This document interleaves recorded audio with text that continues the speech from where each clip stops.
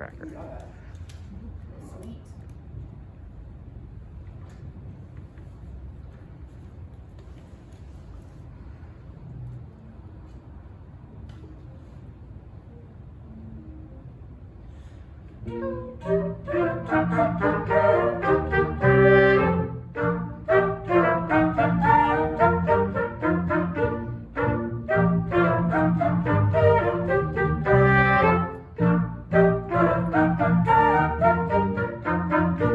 Okay, great. Oops, there was an extra one there.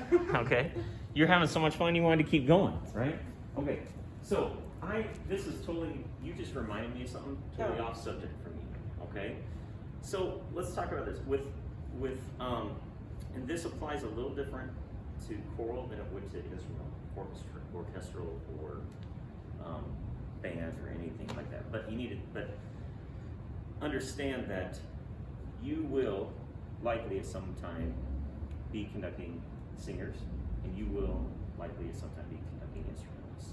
Okay, maybe it's a combination of the two, maybe it's whatever. Okay, you don't know. You are a musician, and you will be doing that. Okay, so all that aside, something to think about with instrumentalists is I want to take you back to beginning band days. Okay, here, come off here real quick. Come off here to the side. Okay, when I taught my beginning band, I said one of the first things you teach them is how to hold the instrument before you teach them how to play. Then I say there are 3 positions. There's rest position, ready position, and playing position. Okay? When I'm off the podium, you're in rest position. When I step up to the podium, you're in ready position. When I bring my hands up, you go to playing position. Okay?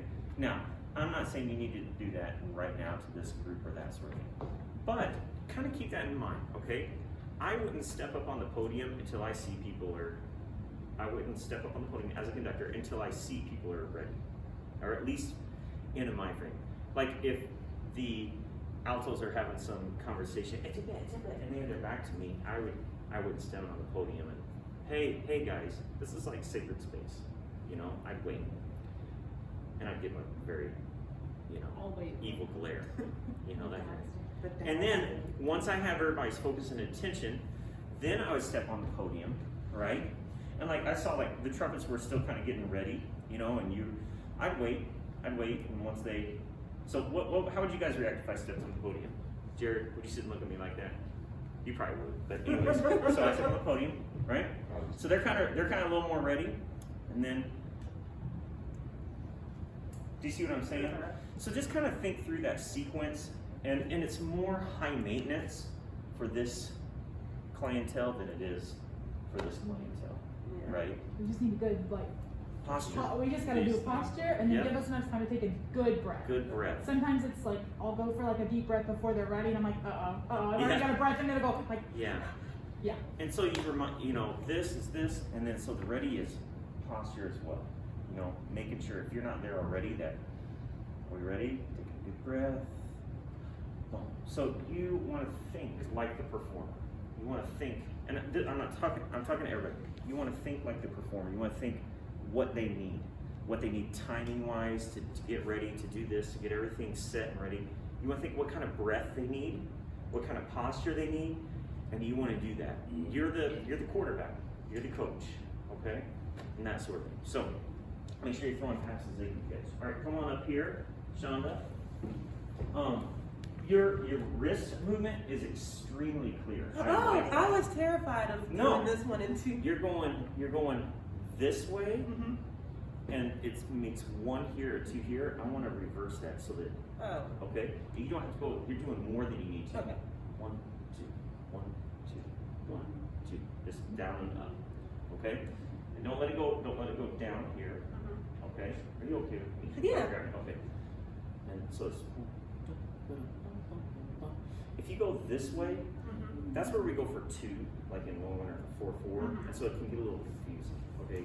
Because then 2 becomes 1, and 1 becomes 2, and then we don't know what's a dog and what's a cat, okay?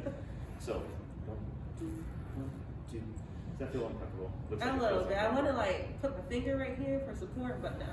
Okay. All right. Let me try to drive once. Will you guys play? Okay. Ready?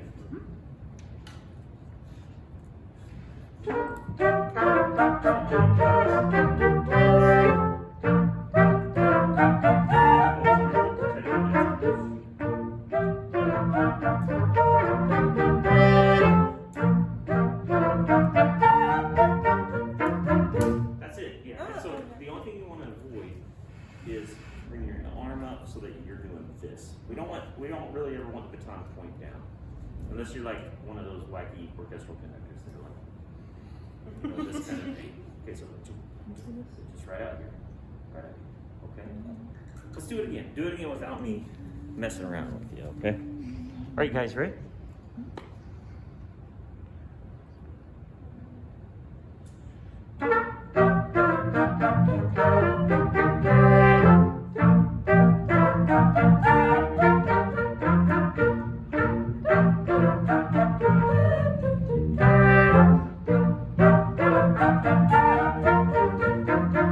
Great job. You know, when you first started, under my breath went, oh yeah, that looks good.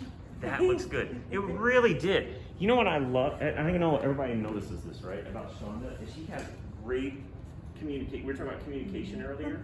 She has great communication, doesn't she? I mean, it's like she's like, hey guys, okay. I mean, it's almost like you're talking to them non-verbally. You're like, yeah. Yeah, well, that's what I was gonna say too. Like to the point where like I screwed up because I stopped looking at the music. So I do something more. Like I'm not saying that as a bad thing. It's just like you looked at everybody. So Yeah. I definitely say she did something different with it. Like, I think we all kind of like, we know this song well enough that we kind of like take it in our own direction. Like, we already kind of have like a predisposition to it. But you're good at like keeping us like, no, don't get louder. Don't accent that way. Like, you could like follow her. She kind of like change it up a little bit. Yeah.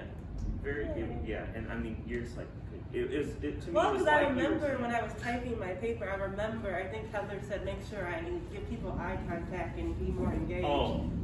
So Now- I was like, Now listen, Thinking of that. this is exactly the point, right? You do an exercise. The last exercise she did was the Mozart. You watch, you evaluate it, you set goals for the next time, and then she achieved her goal. That's and you just keep doing that process, and you keep building on it and adding a tool each time or perfecting it. Yeah. Nice job. and I kept the hand down. Yeah. Nice job. Nice job. Any other comments? Shonda? Nope. Very good. Very good. Yay. See you, Abby.